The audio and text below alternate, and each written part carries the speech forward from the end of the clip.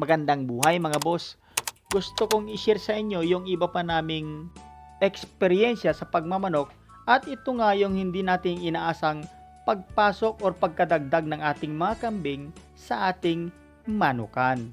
At baka sakali makapulot kayo ng idea lalong-lalo na sa mga gustong mag-umpisa sa pagmamanok.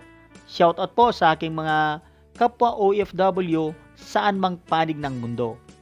Sinamantala natin mga boss ang pagtigil sandali ng ulan para abutan natin itong ating mga kambing dito sa kanilang bahay. At alam nyo ba na matatalino itong mga to yan Nakita nyo, bukas yung pintuan ng kanilang bahay, hindi sila nakatali mga boss. Although nakikita nyo may kwintas lang sila para palatandaan. Pero hindi sila lumalabas.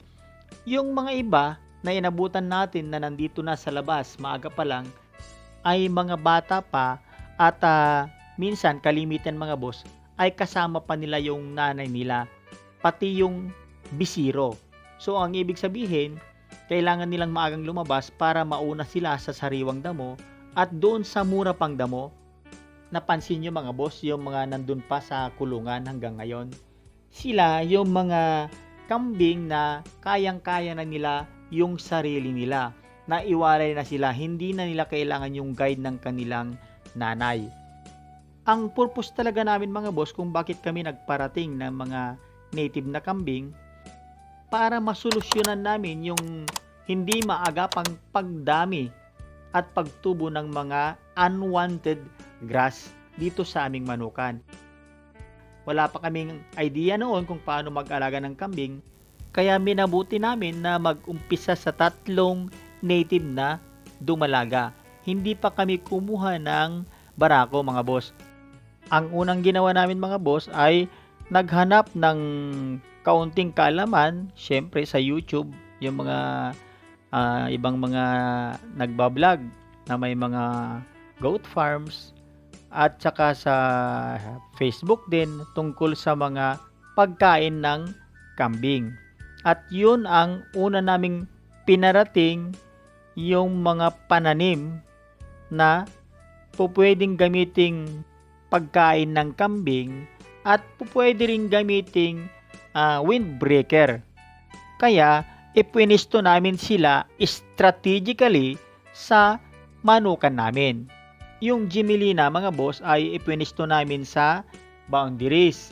At saka dinagdagan na rin namin ng mahogany para sa lumber niya na pwedeng gawin pang construction ng mga kulungan, kamalig at pulungan din ng ating mga kambing kung sakaling dumami na sila in the near future. I-introduce ko muna sa inyo mga boss itong si Mr. Ito na aming upgraded Anglo-Nubian cross sa aming isang old native na inahin. I-share ko sa inyo mga boss yung aming mga ginawang diskarte kung bakit Anglo-Nubian muna ang pinili naming pang-upgrade sa aming mga native na kambing. Abangan nyo mga boss ang ating mga susunod na pag-uploads. Okay, balik na tayo sa ating windbreaker at saka mga pagkain ng kambing na aming itinanim strategically sa aming manukan.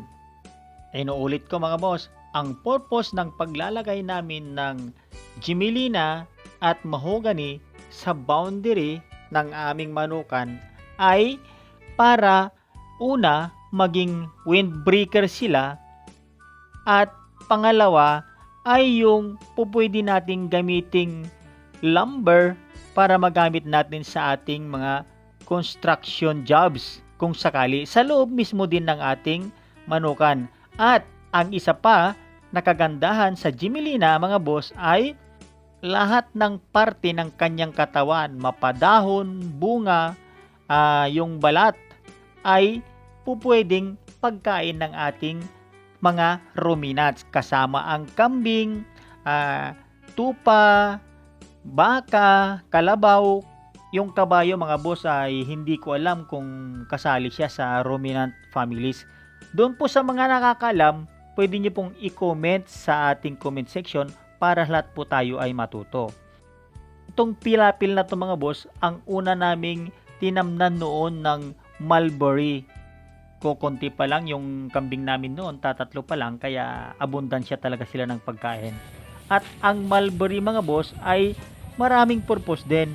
Yung bunga niya ay pwede nyong kainin mismo.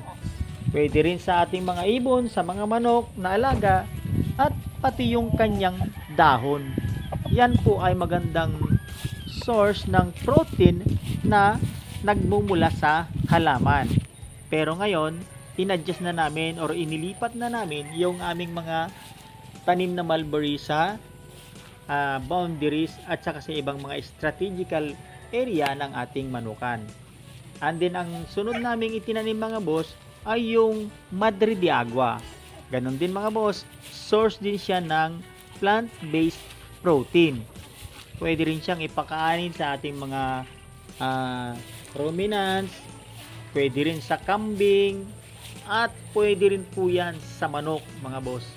I-share ko sa inyo sa mga susunod na pagkakataon kung paano namin yan ginagamit bilang pagkain ng ating mga fighting cocks mga boss.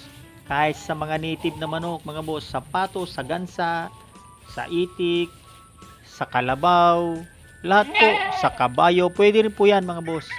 Ang isinunod namin na itinanim sa aming manukan mga boss bilang windbreaker at pagkain din ng ating mga kambing mga boss ay yung Napier grass na sinasabi ng iba na African grass.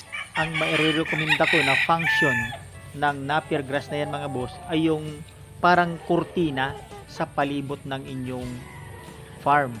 Pwede niyang gawing bakod kahit 3 hilira lang kasi dadami yan at kakapal na parang tubo.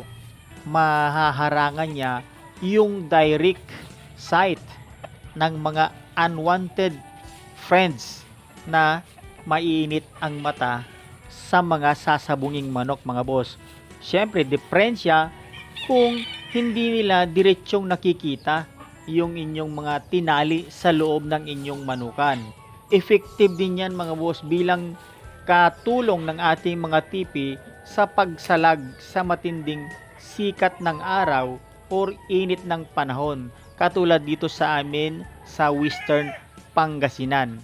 Pero bukod sa pagkain ng kambing, ang Napier ang pinaka the best na pangharang sa mga uwak at lawin na sisila sa mga sisiw ninyo at mga cockerels ninyo sa inyong range area. Tama po boss ang inyong narinig. Napakabisa po yan na silungan ng ating mga manok sa range area. Hindi po dyan makakapenetrate yung lawin or yung owl paggabi. Dahil pag nakita ng mga sisiw or mga cockerels na may lawin na umiikot sa taas, sila po ay sumusuksok dyan sa loob niyan. At si lawin, pag dumayb po siya dyan para mandagit ng ating mga sisiw or mga cockerels or mga baby pullets, mahaharang po yung kanyang pakpak at hindi po siya makakapenetrate. Bandang huli, si lawin pa ang matatrap dyan at mahuhuli nyo. Pwede nyo pang gawing agimat ayon sa mga matatandang magsasabong mga boss. Kaya napakahalaga at napakalaking tulong itong mga Napier na to dito sa aming manukan. Bukod sa pagiging main source ng aming pagkain ng kambing, yan po ay aming sinasilage at pagdating ng summer, yun po ang aming ipinapakain sa aming mga kambing. Kaya ready na kami mga boss para paramihin yung ating mga upgraded native goats mula sa 3 dumalaga.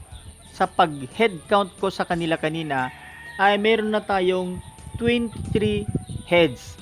May mga buntis na doon na due date ngayong mga susunod na buwan.